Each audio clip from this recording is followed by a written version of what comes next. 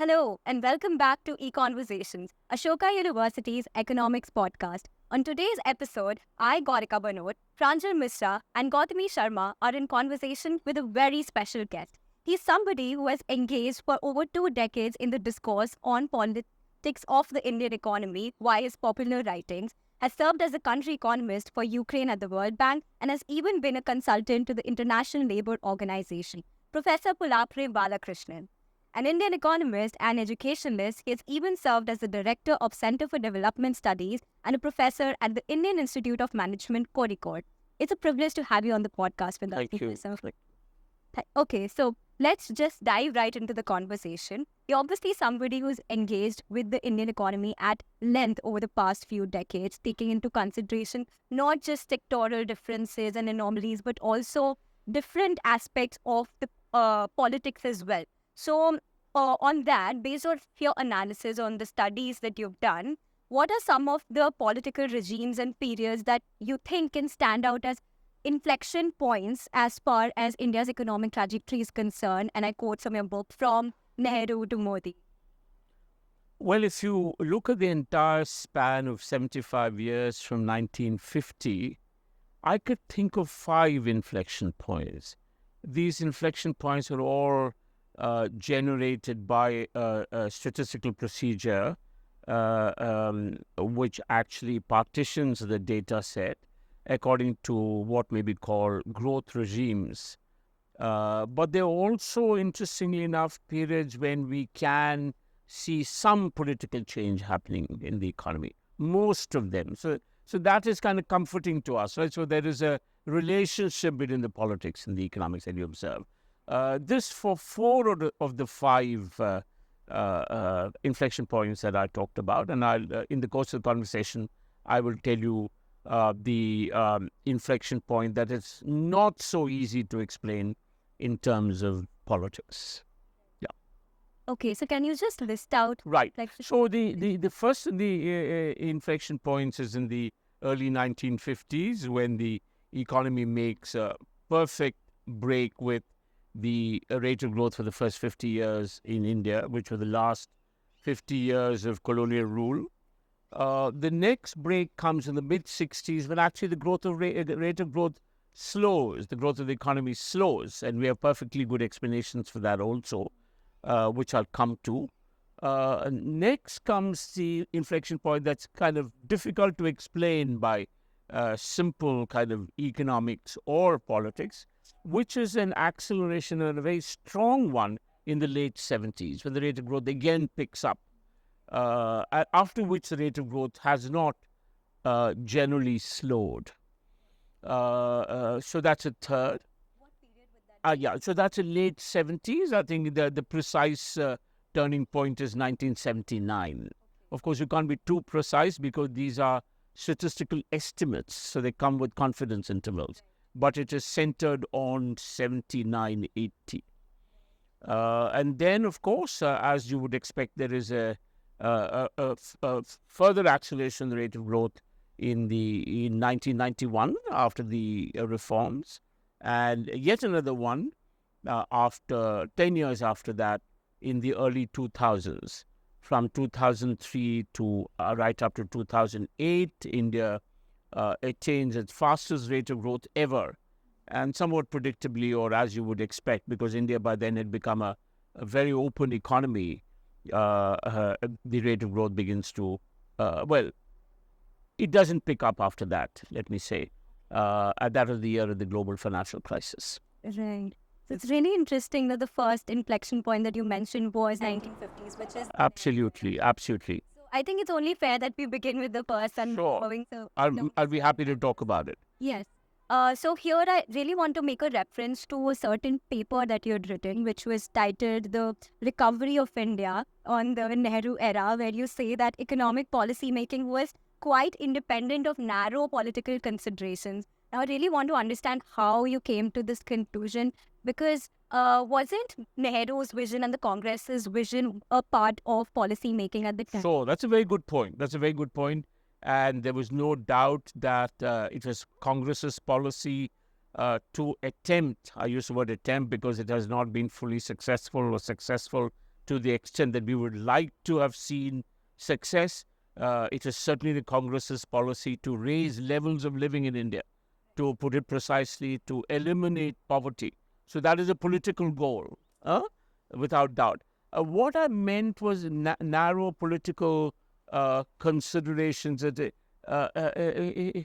was not ideological in a way that I think a lot of policy making in India became subsequently, both while the Congress is in power and after the Congress has been voted out and the BJP has been in power. But in the 1950s, I think the goal was clearly to, the larger, longer-term goal was to raise levels of living in India, eliminate poverty. In fact, not just eliminate poverty, to bring prosperity to India. That must be emphasized.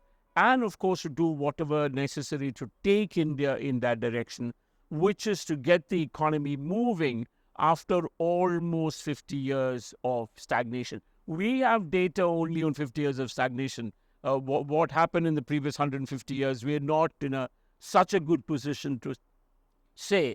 But about the last 50 years of the Raj, we can say categorically that per capita income stagnated. So it is narrow political in that sense. But of course, it also must be said, the Congress is the only major party at that time. So political competition was less. But it would still be correct that much of the decisions that were taken, I would say most of them were non-ideological. And that's the sense in which I meant narrow political considerations. But what about the Nehru-Mahalanobis strategy? Right. Because as far as I know, it was something that was meant to provide foundations to the plans of industrialization and raising levels of income that had already been discussed in the Congress itself. So on that, do you have anything to add on that? Nothing really. That's what I meant. In fact, the decision to raise levels of living and that it should be done via industrialization as opposed to a Gandhian plan going back to the villages, for better or for worse. That was absolutely decided in the late 1930s. In fact, I think when Subhash Chandra Bose was the president of the Congress in 1938, he set up this committee, of which Nehru was the chairman, if I'm not mistaken, called the National Planning Committee. And that had already decided to raise levels, that the goal of the Congress should be to raise levels of income and that it would be done via industrialization. And the Nehru-Mahalanobis strategy, or the Mahalanobis model in particular, and the Nehru-Mahalanobis, what has been referred to as the Nehru-Mahalanobis strategy, was basically the vehicle for this, mainly to quicken the economy and take it to a higher growth path. Yeah, Professor, if I could just ask Sure. you about that. In a very early session of the Congress, I think even before independence, the Congress said that, a socialist pattern of society was its goal. I think this was a session in the 1930s, in fact, well before independence. So, do you think that policy making was very pragmatic, or was it actually based on some of these ideological moorings that the Congress had? No, A pragmatic sort of leaning would imply that they borrow from all buckets as far as, economic policy hues are concerned. No, I would say, frankly, just a small point that I want to make to start with. As far as I'm aware, the Congress's proclamation on socialism came in the form of something called that the Congress would aim at a socialistic pattern of society, whatever that means, and comes out in 1955 at a session of the Congress in Avadi, outside what was then Madras, today Chennai. In the 30s it's possible, but I don't know, and I don't think so, though there was a socialist group within the Congress which left to form the Communist Party, etc. Now to the plan itself and the strategy itself, frankly, it was not particularly socialist at all, in a sense that I would like to tell you. It was in some ways utterly practical. It took the view that to industrialize, you would need to raise the level of investment. For a variety of reasons, the private sector may not be able to do the heavy lifting, for want of a better word, create the infrastructure through investment. And therefore, the government should do that. And that is why it was decided public investment could be high. And I just want to say this part, public investment in heavy industries and infrastructure. And it's kind of interesting, this part of the plan was completely endorsed by the big industries of India. There was, as you know, the Bombay Plan, which have signed by all the leading industries, and is almost ditto with which what was proposed in the Nehru-Mallovi strategy. Where it was not socialist at all is that very little effort was made at that time to really bring about human development, or what today we will call human development, which a lot of people mistake to be something touchy-feely and not quite relevant to economic growth, but they're completely wrong.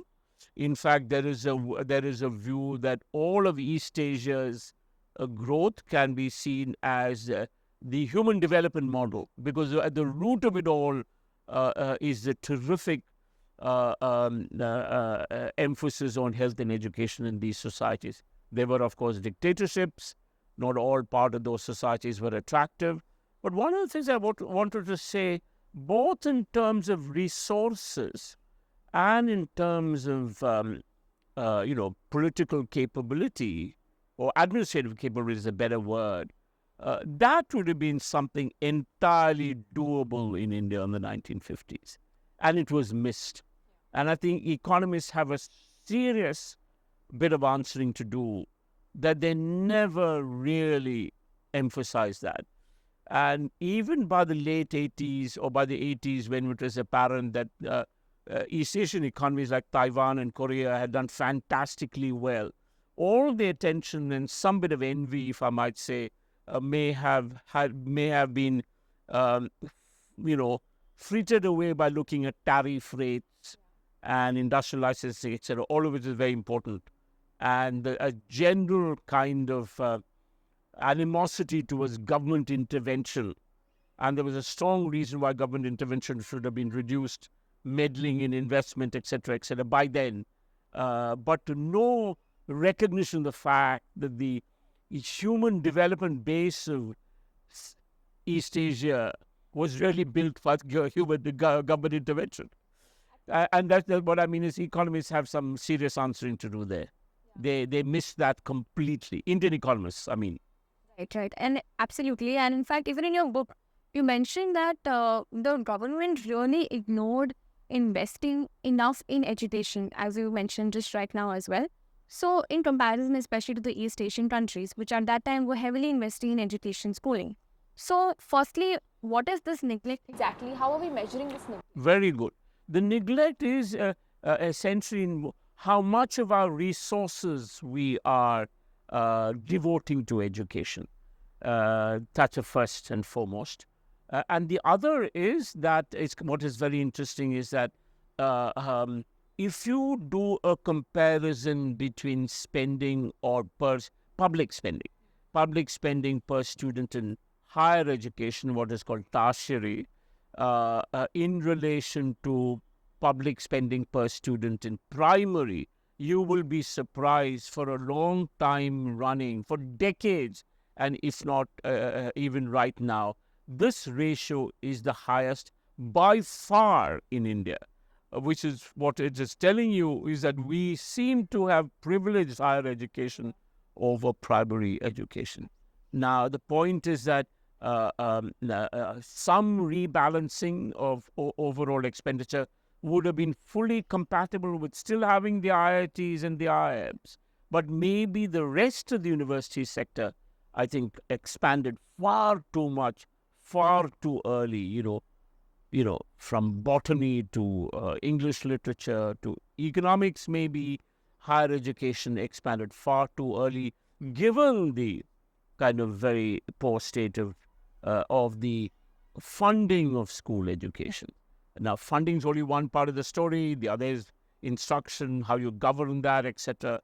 But it would be difficult to believe that a country like India, with these ancient legacy of learning and all the rest of it, could not have really managed school education. It could have been done quite easily, I think, with the intellectual and administrative resources that we had, but we just didn't have the financial resources. And that has to do with, especially when you make a comparison with East Asia or anywhere in the world, you can see that it has to do with how much you spend. I just want to say a final thing, if I may, on this, since some of you or all of you seem to refer to my work. In my most recent book, there is this what's the word? Data on expenditure on education, or is it primary schooling? I don't know. I think it's on education across continents, all the 6 continents, and 5 continents. 6th only when you have Antarctica, as it is, I think. Anyway, and India spends it spends less than sub-Saharan Africa. Not very much less, but it's significant. As And a percentage of GDP. yeah, and sub-Saharan Africa is much poorer than us. Now, and finally, I just want to say this is a point that Sen is very fond of making. There is a tendency to look at Korea and say, well, they can spend much more on education than we do. They're much richer than us. But what's Sen's point is that they were spending much more than us on education when the income levels were much lower and not much higher than ours. Exactly. Right. So I think that, yeah. Professor, I think then you just said that, we just didn't have the resources at that point to invest in education. Did I say that? I'm wrong. If I said it, I'm wrong. I certainly do not intend to. I would try to reiterate. We should have, and that is the point about saying that I believe we overexpanded higher education at that time. At a time when we should not have, in my view, we should have spent more on schooling at that time. Professor, often the Nehru regime is lauded as this is supposed to be one of their biggest achievements, that they set up these temples of modern India, be it the dams, but more importantly also the IITs, and keeps coming up even in political discussions. So do you actually think that this was overexpanded, or there was an overemphasis on some of these? No. I just want you to remember there were just 5 IITs, and it's not obvious that you can really blame them for taking away the such a large part of total resources. That's the point of my saying, maybe I should re-emphasize it. But the rest of higher education maybe need not have been expanded at the same level. And as I said, spending more on schooling is perfectly compatible, let me repeat myself, with having had those 5 IITs. So, Professor, if I'm understanding it right, then we could have pursued the path that, say, China pursued. They invested more in primary education initially, and secondary education was there, but not to the extent of what it was being followed. I can't tell you very much about China, but I'm sure what you say is completely right.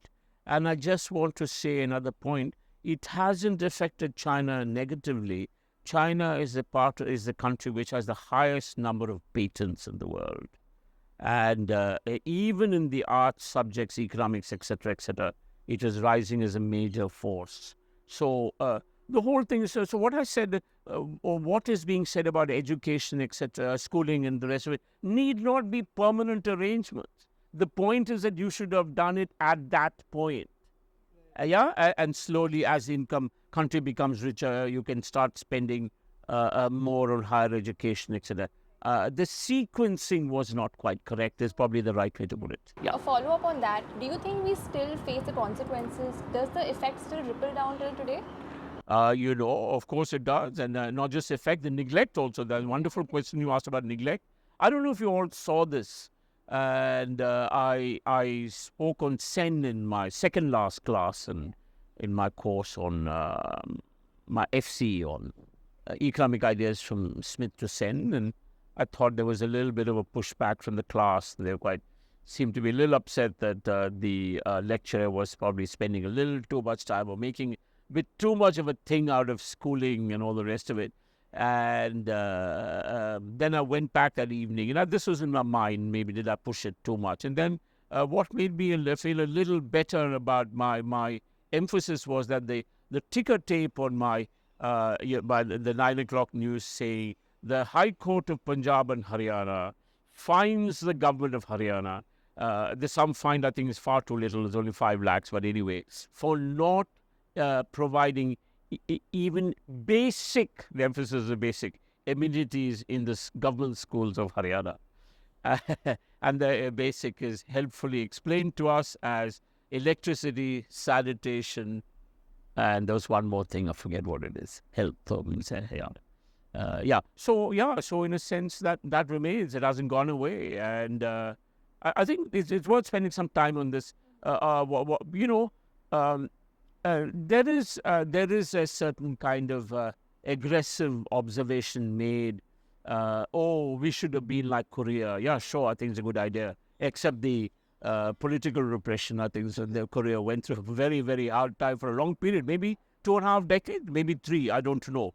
But you get an idea of the level of schooling or the quality of schooling in East Asia when you look at the what are called PISA results. PISA stands for Program for International Student Assessment. I don't know who conducts it. I don't know if it's UNESCO. I don't know. It's probably an independent body. And India was reluctant to participate in it. After getting a low score, I'm sorry to say, then finally they agreed to participate in it. And we came in 72nd out of 73 countries. Only Kyrgyzstan was behind us.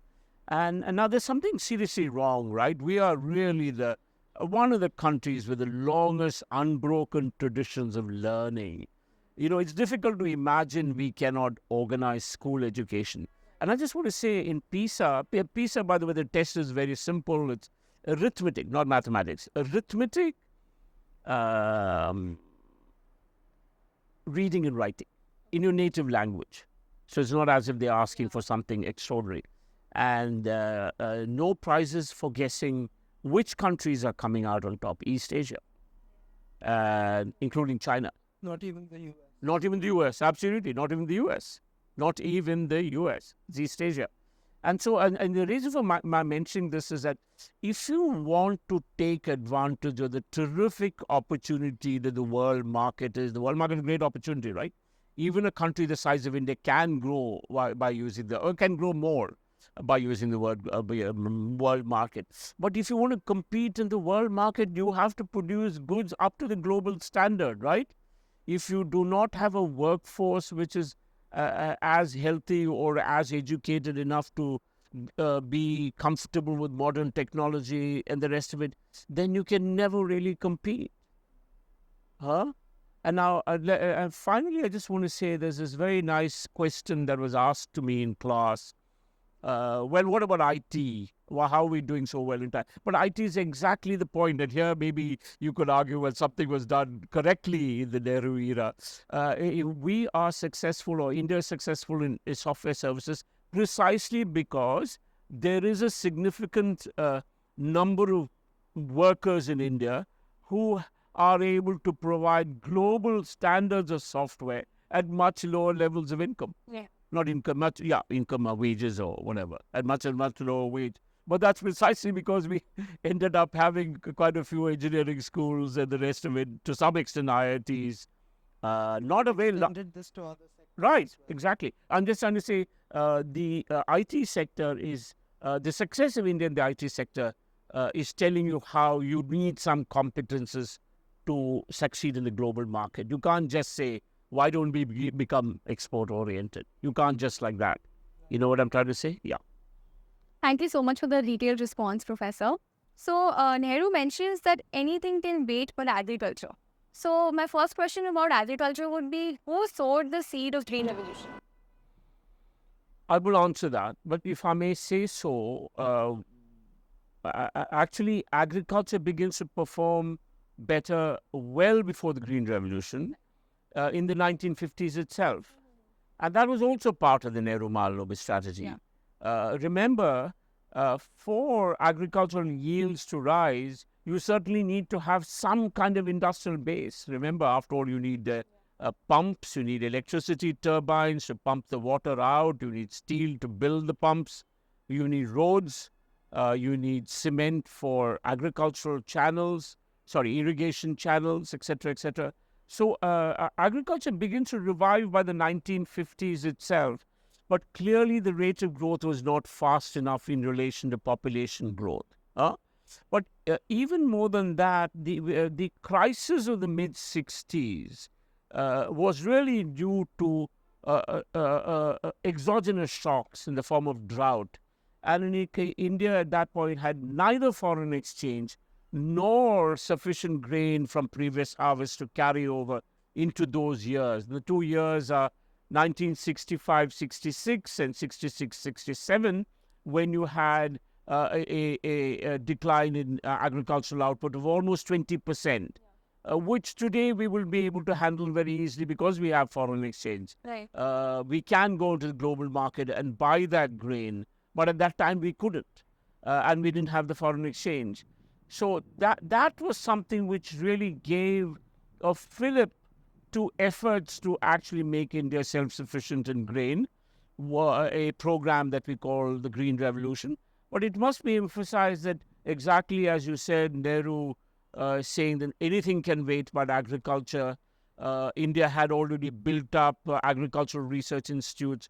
There was an attempt to try and bring into India high-yielding varieties of seeds, better technology, etc., etc. So all of that had started, but it certainly got a fillip.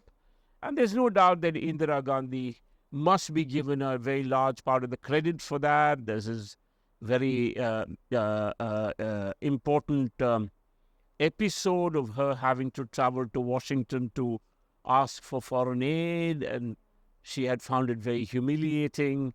Indira Gandhi was an authoritative. The time of Nixon. No, this is the first the time of Lyndon Johnson. Right. The time of Nixon and infamously Kissinger was in the 70s, if I'm not mistaken, early 70s. But 66 was Lyndon Johnson. And yes, and so that gave a fillip to the, and you'd be interested to know much of that was happening here in just outside Delhi, some of it anyway, the farmers of Haryana, etc. But I think the two figures that are mentioned a lot is the then Food Minister C. Subramanian, bit of a veteran by then already because he'd served in the state government cabinet of the state of Tamil Nadu, etc. He was the food minister at that time, and an agriculture scientist by the name M.S. Swaminathan. But the prior to Indira Gandhi, Lal Bahadur Shastri had already set this program of becoming self-sufficient food into motion. Yeah. It was the time of the a war on the western border, and there's a famous slogan that Shastri is responsible for, Jai Jawan, Jai Kisan. Yeah. And it refers to the exigencies or challenges of that time to protect India's western borders, or borders in general at that time, western borders, and also to raise food. But Indira Gandhi really took it forward. Gandhi had a very short period as Prime Minister. Could contrast that with today. And today we have almost the opposite problem. We have surplus grain. We have perennial instances of either the government bringing in imports to bring prices down, or starting exports to ease prices. So we have a situation where we have surplus production in the country. But again, the criticism of the Green Revolution, where we started with an initial challenge of not having food, which is obviously a more dire situation. But then now we're facing a situation where there are regional disparities, where you have certain parts of the country which are overutilizing resources, natural resources that they don't have, to produce grains which we no longer have a shortage of. Whereas there are other parts of the country which are still deficient in terms of agricultural production. So do you think that transition could have been managed more smoothly or with more foresight? Yeah, I mean, if you take a long interval of about 25 years, yes, that's absolutely correct. But I think I would give the government of the day of that time, Shastri and Indira Gandhi, credit for having dealt with the production aspect of it very well. Now, the role of government intervention, which was imagined at that time, was just to support the market with what are literally called minimum support prices. But over time, that took the form of actually giving farmers a certain rate of profit and buying up whatever they offer the government. And nobody realizes this. This is also leading to depletion of groundwater resources in Punjab in particular, but possibly in Haryana, possibly to some extent in western Uttar Pradesh, which are the real heart of the Green Revolution in India. Yes, and that has not been managed very well at all. And now it's a political hot potato. I mean, can we now, but I think we should address this. I mean, should we encourage farmers to grow a crop for which there is less demand? And in the process also destroy our natural capital, which is groundwater and all the rest of it, use it as a rate faster than recharge is possible, right? So that is a challenge that we haven't handled it very well. And but the other thing being excessive focus on wheat and rice. To think once again, ancient agricultural country has to import 50% of its dal from overseas. I mean, we are only self-sufficient to the extent of 50% of, and dal is a source of protein for a very large part of the Indian population. So the Green Revolution has somehow morphed into something very different from what was originally intended. You're right. Just to bounce this idea off of you, because so do you feel, I mean, even if we reference the balance of payments crisis and the reform that followed, do we in India seem to have a tendency to make changes only when it's absolutely dire and then not think through these things as a long-term strategy, but just to get the immediate problem out of the way? I'm afraid that, I'm afraid to some extent that that is correct. The other thing I just want to say is that we are not willing to recognize sufficiently that many of these are political issues, and ethics are part of the resolution of this. I mean, is it correct for any particular group within the country, whether they are, I don't know, industrialists or agriculturists, to demand certain rates of profit, to demand that whatever they produce must be bought by the government, irrespective of whether it is utilized or not, and in the process of producing this, destroy natural capital or affect it in a damaging way? These aspects are really political, and we just have to gear up to that, to recognize that we have to deal with them.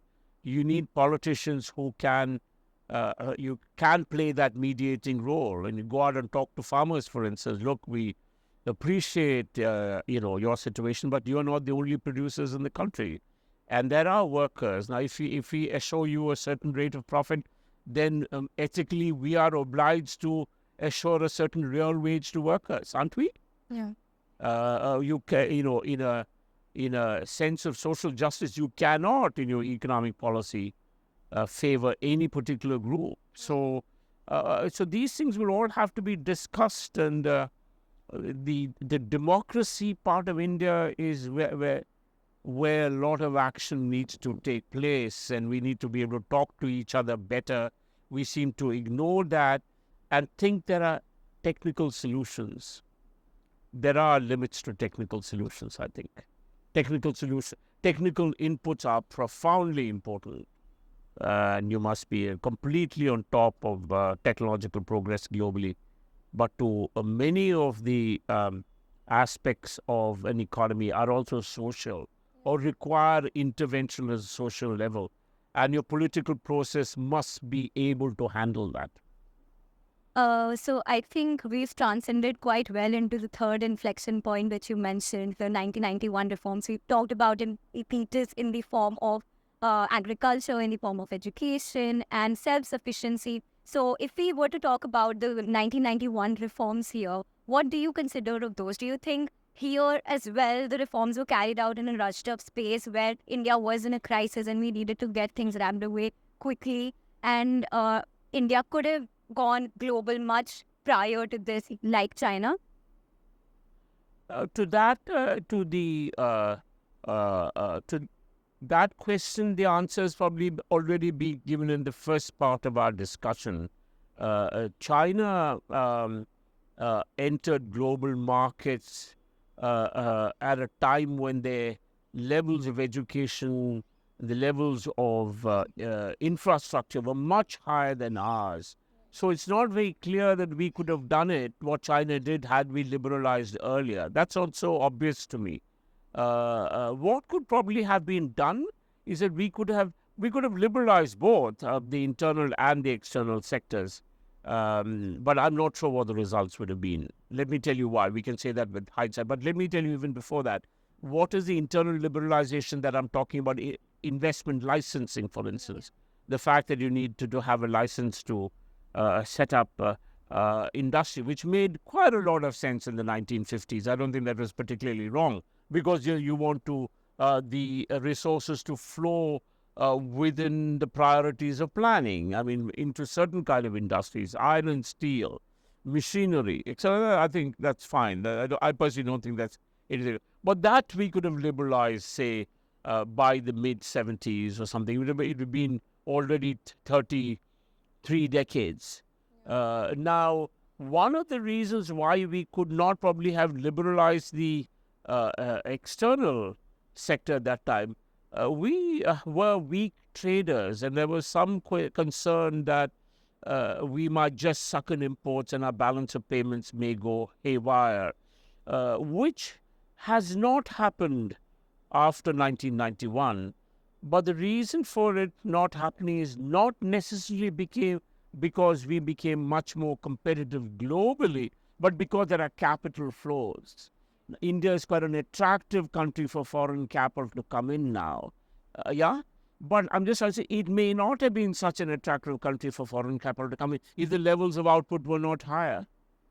Now India is very large, and it is a large market because of the middle classes. It's an attractive place to set up shop in many ways, and it's growing quite fast. So even for portfolio capital now, it's an attractive place to come to. So, so that's the answer. And Sen deals with this. Actually, he asked this question rhetorically about Korea, not China. People look at Korea and say, we should have, I mentioned this earlier, we should do what Korea, why couldn't we have become like Korea? But then you should have done the things that Korea did, build infrastructure, to have schooling, have better health, etc., etc., etc. Human capital, if you wish, human development, if you want to, that we hadn't done. It's not clear to me we could have. But yeah, we could in general have liberalized earlier, I would say. Well, a common sort of retort is that China did it 13 years before we did. Correct. And therefore, if we had done it at the same time, we would have had the advantage. But that's exactly what I'm saying. So you think that's I don't take that very seriously. I don't take it very seriously. I have no particular view how many years earlier, etc. I don't think any economist. But I don't. China had built up muscle, if you wish, by that. Before even. By late 70s, China had muscle which India did not have, including things like infrastructure. And I just want to say a small thing about infrastructure. I had a student in my class at the IIM Kozhikode who once said something which made me jump out of my skin. And he said, India's best port is Colombo. I thought there's something wrong here. And then he explained, he said he was a merchant navy officer. He was from Lucknow, I remember. And he said, I forget his name. I was a merchant navy officer and I have some experience of it. That is absolutely true. I mean, the infrastructure, including ports and things, were not developed in India. And exports require all of that. Even today. And now, of course, there's a lot of cheer about this port coming up in Kerala called Vizhinjam. It's difficult for non-Malayali to pronounce it. ZH. It's written with a J, but it's Vizhinjam actually. But that's at the southern tip of the country. It's good and all the rest of it. It's good we at least have one now. What is special about these are called their deep water ports, which means they can handle large container ships. And also Vizhinjam is quite close to the major global trading routes. But surely we should have had something on both coasts, on the east and west coast, closer to Kolkata and closer to Mumbai, much, much, much earlier, maybe 30 years earlier. So what I'm trying to say is that you can ask this rhetorical question about liberalization, but we should also be asking this rhetorical question about investment in infrastructure and schooling and all the rest of it, which was far too slow in India. To happen much earlier. Multiple layered lag. It was not just one step. Yes. India took at a wrong time. It was all. Exactly correct. It didn't build the infrastructure, or I would say build the preconditions for takeoff sufficiently, which is once again education and infrastructure, if you wish. You're coming back to that all the time. And also, I'm not sure whether you had whether the bureaucracy has supported growth sufficiently in India, growth or development there's a terrific speech by Rajiv Gandhi, which is in my most recent book, which I encourage all of you to read. I don't know who has written that for him, but I'm sure it reflects Rajiv Gandhi's own mindset. It's a very strong statement on the bureaucracy in India and how it is holding India back. And I can't help thinking for all his, this is said mockingly about Rajiv Gandhi, about his obsession with technology, etc. He may have been one politician who may have been able to make some difference on that level had he been re-elected and not killed so early in his life, because he did have a fairly good sense of what ailed India. And I just want to say a small thing. One thing which is kind of interesting, there is this explanation of the turnaround of the late 70s that had to do with Indira Gandhi becoming more business friendly. But the troubling thing is that you don't see any major rise in corporate investment at that time. So that's a bit troublesome for the people who made that argument. But you see a complete surge in corporate investment the minute Rajiv Gandhi is elected. Post 1984. Yeah, absolutely a surge without any increase in public investment. In the 1950s, there was a surge in private investment too, which also tells you that the environment was not half as bad for private investment as a lot of people make out, or the Nehru era was so constricting, etc. But then there was a lot of public investment, which is having a very positive effect on private investment because it's expanding the market, right? The trouble is that people think of the market only in terms of property rights and freedom. The market is also, in the Adam Smith sense, demand. Yeah. Are you with me?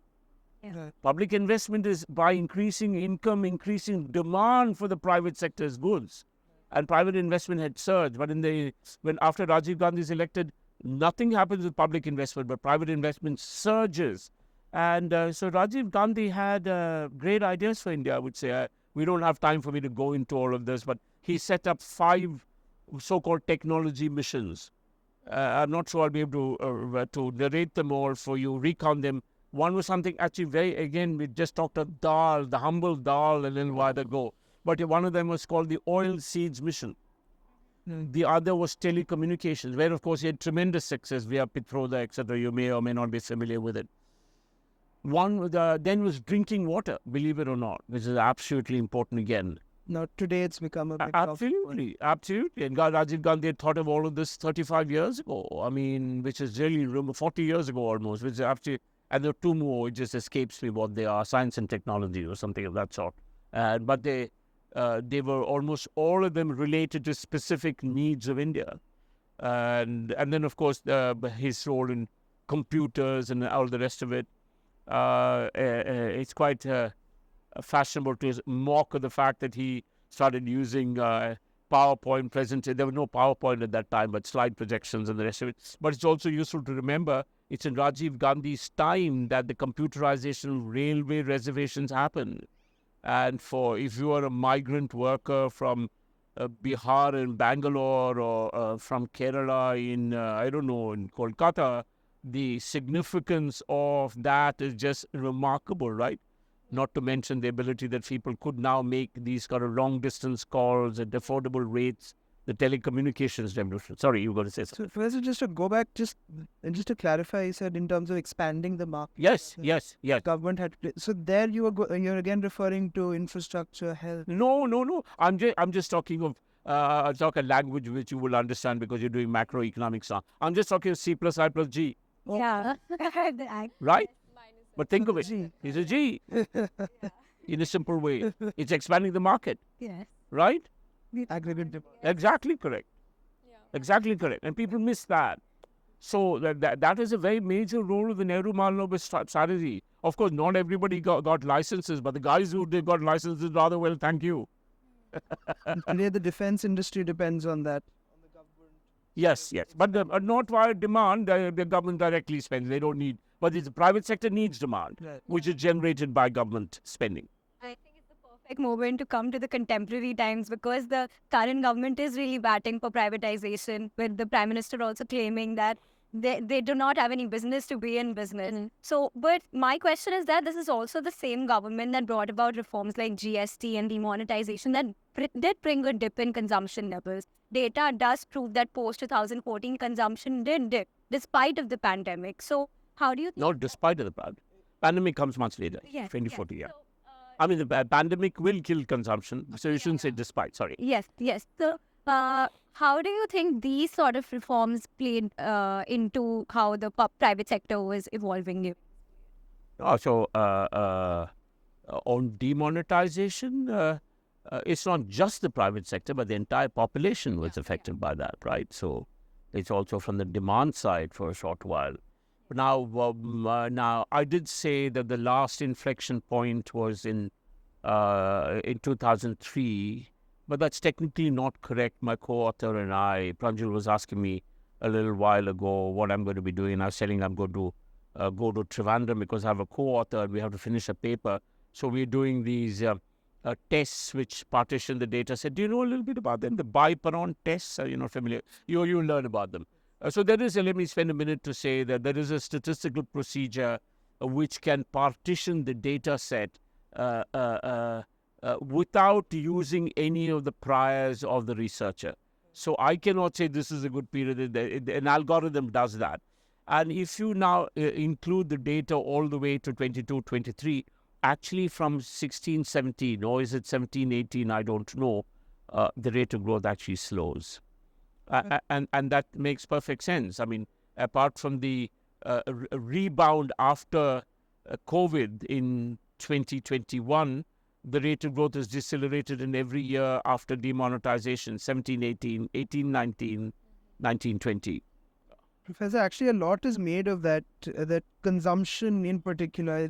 I remember this was repeatedly in the news even before COVID came in, that consumption in the country is slowing, and people were trying to sort of get to the root of that. Why is that happening? And you said that today we have a big middle class. We have people making India an attractive destination. Correct. Investment. So how do you square those two? Actually, it's not difficult at all. The middle class is enviably large for multinationals because it's probably almost as large as the entire population of the United States. 200 is estimated around 250 million or something. But India is a country of 1.4 billion. So 250 million is still less than a quarter of India's population. It's about a fifth of the population, right? So now let me mention that I have written about it, and it's on the net, probably on my website too. And the article is called, "It is not difficult to believe that consumption may have declined." So consumption did not just slow down in its growth. Consumption actually declined, is what was discovered in 1718 by a survey which the government finally did not release. Now, it's perfectly understandable that consumption could decline when you have a redistribution of income. When income is distributed from the relatively poorer to the relatively richer, aggregate consumption can fall for a reason that you should know from your macro one, which is that we would expect the marginal propensity to consume from lower incomes, or technically from wages, would be higher than the marginal propensity to consume from profits or higher incomes. And so it makes perfect sense that aggregate consumption could fall, even though the rich are buying their second Lamborghinis or whatever. So do you mean that there's been an exacerbation of inequality post? Believable. We don't have very good data for that. This survey was in... we don't have very good data for that. But generally, that is believable. So do you think this is like a short-term occurrence, or do you think this is a process that's been going on since 91 onwards? The worsening inequality is actually starting from 1980. Just a few a few years after the term socialist was inserted into India's constitution from the 1980s, in fact, probably 1980 itself. Did it gain momentum after 1991? I don't know, but it's been going on and certainly may have. But in most recent years, we don't have inequality data, but we have some data which may be pointing in this direction. My co-author and I have put together data on real wages for the past 10 years, real wages. And real wages, which is, of course, of manual labor, has remained almost the same for the past 10 years. In some areas, it's dipped a little bit, while per capita income has risen. So there is one section of the population is doing much worse than the average. And they are that is a section which will provide mass consumption. I don't know if consumer durables are included in consumption. I don't know, and I don't think so. I don't know. Maybe they are. Well, they should be. But I believe only real estate falls under investment. Yeah. So everything else, including cars, would be consumption. Yeah. So anyway, even though the rich are getting better, how many more Lamborghinis can you buy? Yeah. So so there is a perfectly understandable mechanism at work. Unfortunately, we cannot establish that because we don't have the data on income distribution per se. But we have data on how income in different groups of the country are going. Not all groups, but workers and per capita income. And per capita income is going much faster than real per capita income, is going much faster than real wages. Yeah. Right. So let's jump now to the COVID era. And the first initial quarter, India's GDP dipped by around 24%. You mentioned this in your book as well, if I'm not wrong. While other countries' GDP did not dip by such a high figure. So now that COVID's gone, and now when we look back at it, what kind of problems do you think? Was it infrastructure? Was it resource base? Was it policy? What problems caused such a high dip in GDP, and what takeaways can we now see? Well, I guess there are two issues. One is what you have mentioned, and one you have not mentioned, or probably was in your mind. One is the issue of the contraction of the economy. Yeah. You mentioned 23.4% or something in the first quarter. For the entire year, it's close to 6%, 5.9 or something of that sort. One thing we know is a kind of very broad diagnosis, but I think I'm right. If you look at BRICS plus the US, and BRICS plus the US, you would find that India is the country which contracted the most, but which also stimulated the least. Stimulated in pure macroeconomic terms, which is measured as additional spending over GDP, the stimulus. And to give you some numbers, over a period of about 2 years, not just the COVID year, but right up to 2022, I think 2021 and 2022, IMF data show Indian stimulus to amount to about 3.3% of the economy. The American stimulus is 25% of the economy. And once again, rather like spending on education, the statement that, America is richer, that's wrong. This is in relation to the income of the country, in relation to GDP. So India was very conservative at that point, I think. It could have afforded to spend more and very likely ease the burden of lower incomes and therefore the impact of lower income on consumption.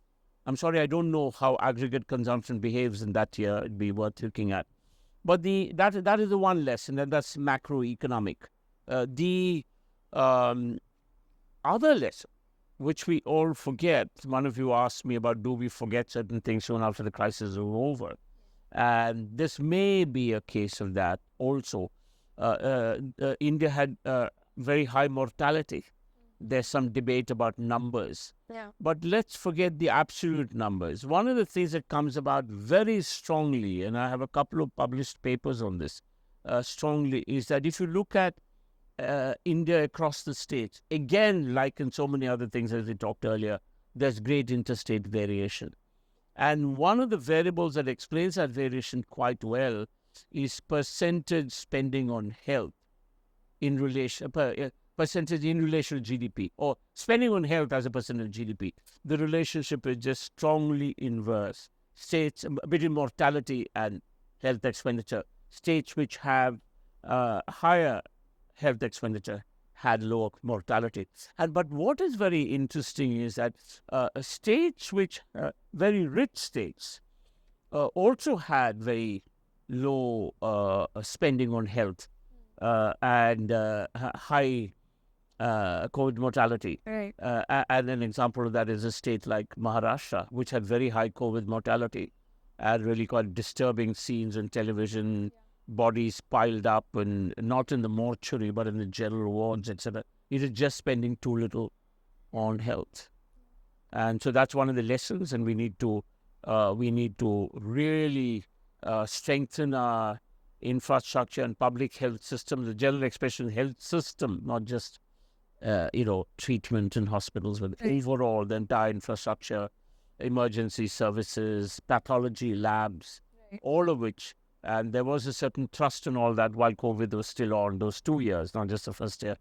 But I don't know whether to what extent that tempo had slowed. But it's very clear that India's underpreparedness affected it, and we can see that across states.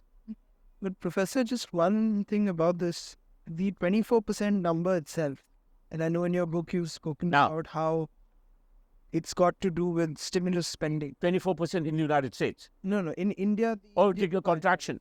Contraction by approximately 24% in the first quarter. Yeah, but I wouldn't, just sorry to cut you. My point is about the year as a whole, the stimulus figures for the year as a whole. So I was relating to the 6% to 5.9% decline, which is high in relation to other countries. Yeah. So do you believe there are other structural issues as well, not just immediate policy decisions about whether you want to put money in the hands of people or whether you want to give credit to industry, two different approaches, but any structural issues, maybe things we've already discussed about earlier years of Indian policy, which give us a structure that is more susceptible to sudden decline in the face of... I wouldn't say. I mean,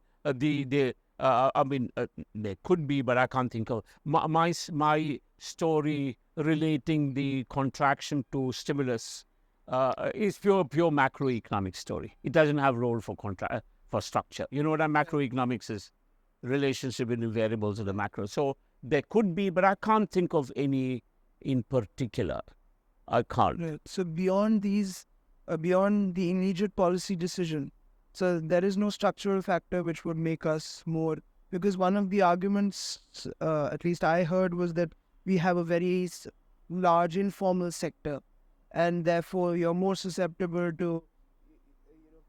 I wouldn't say that. I don't see why a demand contraction or restrictions on employment and lockdowns would not affect large manufacturing equally as small manufacturing. And in one, remember, one of the things about the stimulus does, to the extent the stimulus is maintaining demand, it does crudely put through checks. And then the formality or informality of the production structure is irrelevant. It goes to households, as in the United States. So that doesn't come in there. The other, and I think this is, now we'd be transitioning after a little bit after COVID. Right. Now we're talking about India rebounding. Yes. And one key part of that is investment. And we've seen this government, but in general government policy is about 25 lakh crore spending, 100 lakh crore spending on infrastructure over some years. But there are also murmurs that the private investment has not kept pace. It's almost as if the government is building highways at a backbreaking speed. You're building other kinds of infrastructure, ports, but private investment is not kept pace with that. So do you believe that's true, or do you think there's just a lag once we put in place some public utility? That's certainly true. Of course, textbook economics will make a case correctly for what is called crowding in. And it's happening partly, mainly via the demand mechanism that we talked about, relevant for 1950s India. People don't see how much of India can be explained by a very conventional economic theory, actually, as we've seen now. So private sector may respond. Thus far, it hasn't. But let me just tell you about public investment. This public investment rise is happening only over the past 2 years. So the budget of 22 onwards, and of course, all the budget of 23. And one can't help thinking that it may have something to do with 24, which is looming. But yeah, I mean, it is possible. In fact, one of the mistakes, rather like the stimulus in the COVID year, a simple answer, if you're really interested in raising the rate of growth, which I personally think should not be the only concern, but if you're interested in that, then you should have done it at a time when you could see that your policies were making no impact in the private sector at all. Private investment has remained almost in the same figure, 24% or something, for the past 10 years. And so the time for this government, which has been in power for 10 years now, should have been soon after it came into its second term, could have been a time, because 5 years is a reasonable time period for which to assess the impact of your policy. And so what you say is correct. And we may see a rebound in due course. I don't know. But yes, by and large, that's one of the failures of the government, that it has not been able to revive private investment after it took a dip after the global financial crisis. The period from 2003 to 2007 has never quite been repeated. Absolutely. 2008, I think, but yeah. Absolutely correct. And I just want to say something at the same time also, while we have perfect macroeconomic arguments for public investment, etc., as you said, we should also recognize that building roads may not be the same challenge in a country like India, given its topography, as opposed to building roads across the deserts of New Mexico or something of that sort, which are just miles and miles of, flat land. So we are seeing all these repeated scenes from Uttarakhand and Himachal. So the idea of, while it is correct that public investment can help, we need to also tailor some of these things for India. We can't take a far too rough-hewn macroeconomic approach to all of this. We should also be worrying or thinking about where it should be going. And of course, it is a very difficult physical and logistical task. But if you ask me, maybe we need better sewerage and sanitation and drainage in our cities. Then we need to widen the Char Dham network of roads. But though it's a much more difficult thing to do, but it will probably improve lives for a much, much larger number of people, and it will probably be less risky and less damaging of some of the natural capital of India, as we're seeing in the case of Uttarakhand today. Yeah. Right. So, related to this, I think one final bit on investment would be, no matter the hype today about in projections for FY30 that India is going to become a $5 trillion economy, things like that, that's a different debate. But manufacturing is still 17-18% of GDP. Correct. In a country like China, and I repeatedly make that comparison, but 33% of a GDP that size Correct. is manufacturing. So why do you think we have stagnated, and does it have anything to do with the private investment we were talking about earlier? No, not. It's a longer term stagnation, and it would be wrong to point fingers only at the present government, that is the Modi government. The 1991 reforms were almost entirely focused on what are called the trade and industrial policy reforms. Trade policies as they affect industry. The removal of protection, mainly the floating of the rupee, at least for current account transactions, etc., but has had very little impact on the on what's it called, share of manufacturing as in relation to GDP. And in 1991, clearly, not just in terms of prosperity and per capita income, etc., but also in terms of its impact on trade and the rest of it.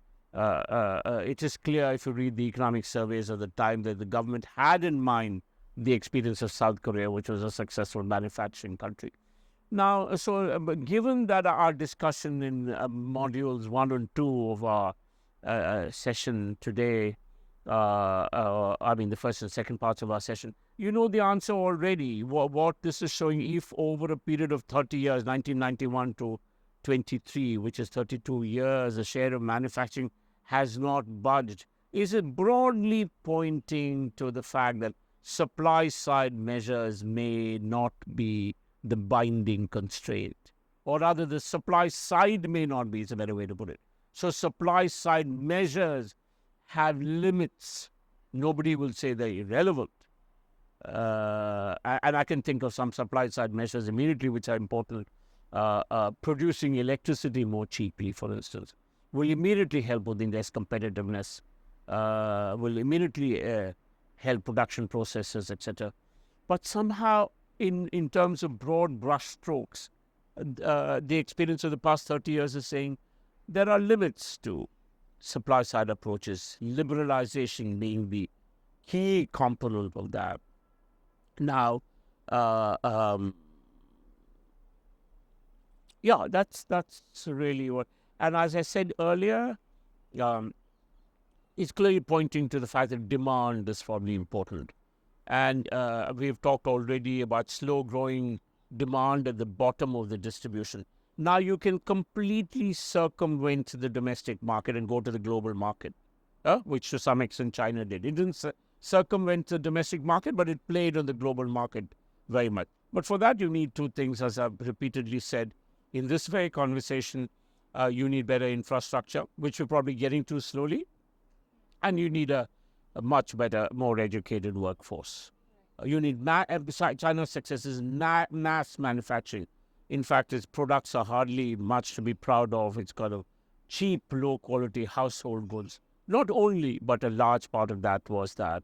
And so I think what the recent experience shows is that there are limits to supply-side measures, such as making the so-called policy regime more liberal, for instance.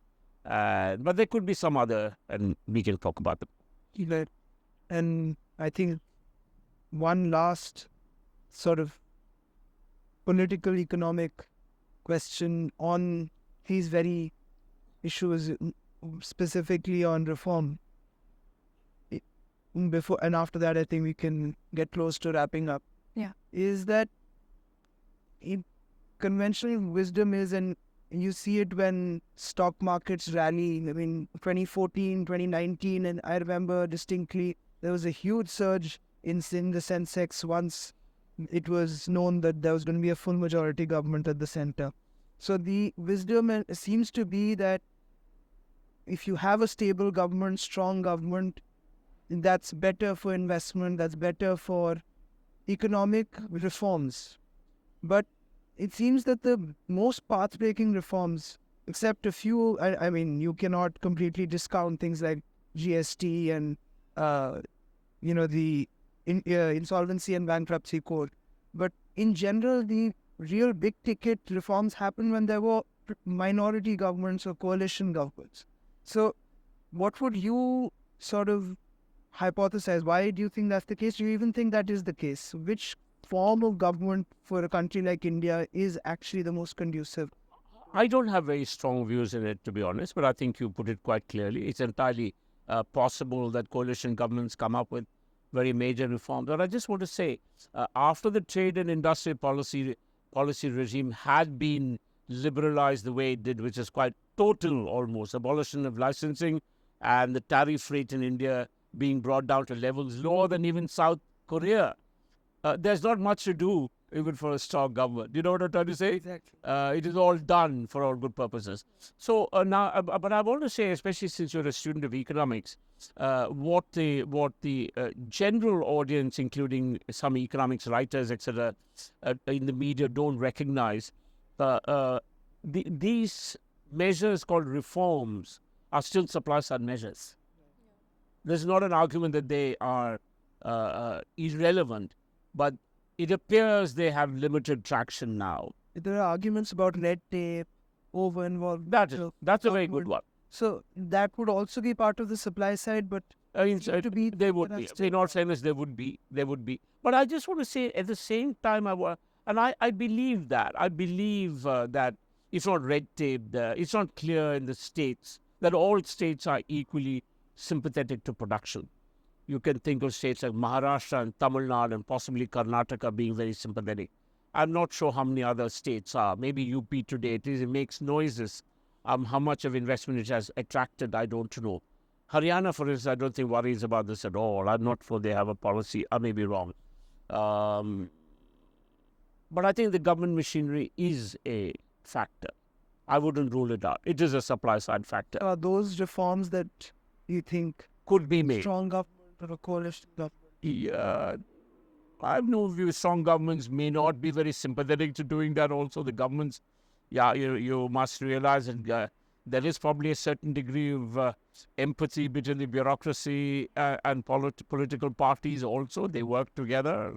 It's not very clear to what extent that governments want to weaken the bureaucracy. I encourage you once again to read Rajiv Gandhi's statement, which is remarkably far-sighted. It's about 35 years old now. I'm not sure if any change has been made to the government machinery despite that speech. There is a small thing that I wanted to say about investment, etc. Yes, I remember you mentioned this earlier on, the production-linked incentives. It's probably too early to say what impact that they have had, or they will have. It's only about 2 years old now. We'll have to wait and see. But we are reading about a stepping up of at least interest in making computer hardware, semiconductors. All of that could happen, but it's probably too early to say. In general, one area of the economy where this government has been noticeably less than successful is manufacturing as a whole.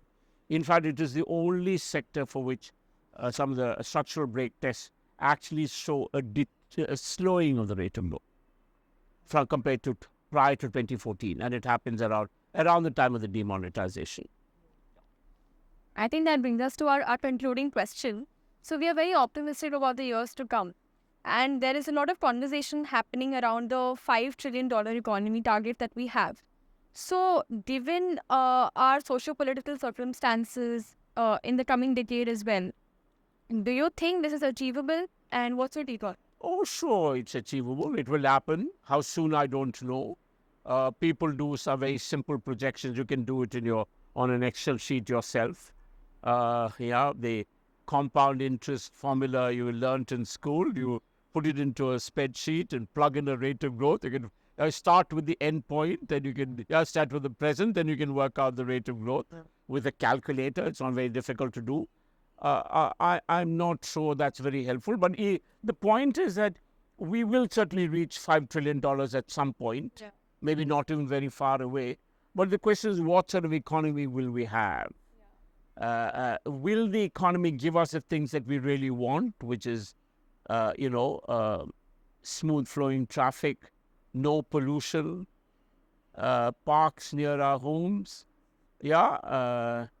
affordable schools, which also raise the general education level of the population, even though the class that we come from can afford probably some of the best schools in the world, even living in India.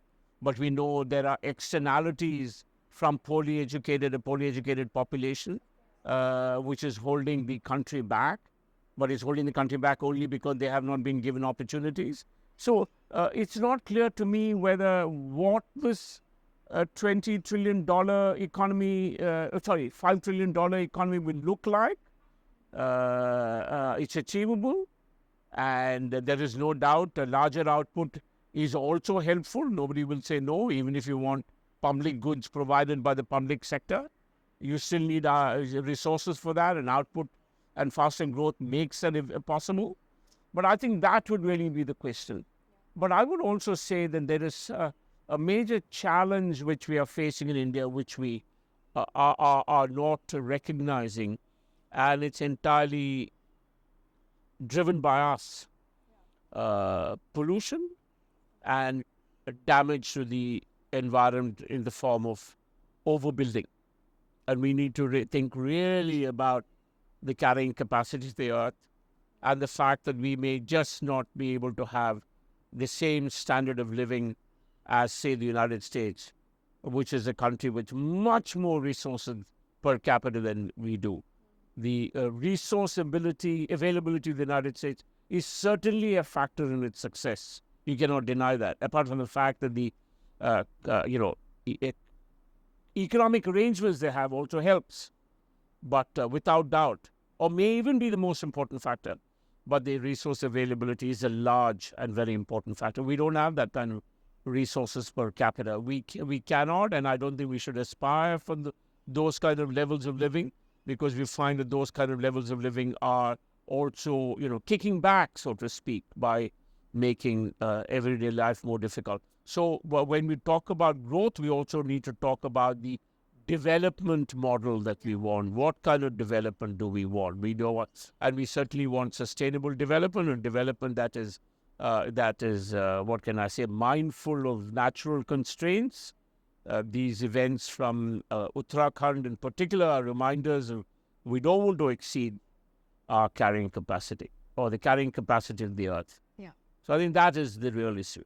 Do you think in our lifetime we'll be looking at 5 trillion is still, for a country with 1 billion people, a very small target? But that's we are. But do you think you'll actually see numbers close to where China is today, which is you're pushing, say, 13, 14 trillion? It's possible. I think our carrying capacity of the carrying up. Yeah, I mean, we also have less resources than China. China has greater land mass than us, so we should remember that. I think we should be aiming for a comfortable life. Yeah. Middle income. I don't know. I wouldn't put numbers on it. I think we should aim at a comfortable life and not worry too much about numbers and our size. But we are a comfortable life for all, and which will involve much greater public provision than we have now. Public provision of infrastructure, public provision of education, provision of health. And this has been done around the world. It's not rocket science. There's no reason why we can't have it in India too. It's such a wonderful point to end on, especially because we leave our listeners with such a good point that there is no point in development without sustainable development. So I think we can end this episode right here. We come to the end of it, and we thank you so much, Professor. Thank you very much. You're part of this, and you have actually left us, the three of us, and our listeners with so much to take away today. Thank you very much indeed for having me, and I really enjoyed talking to you. It is very nice to know that Ashoka students are, top of all the developments in the world today, and all the best. Thank you so very much. Thank you.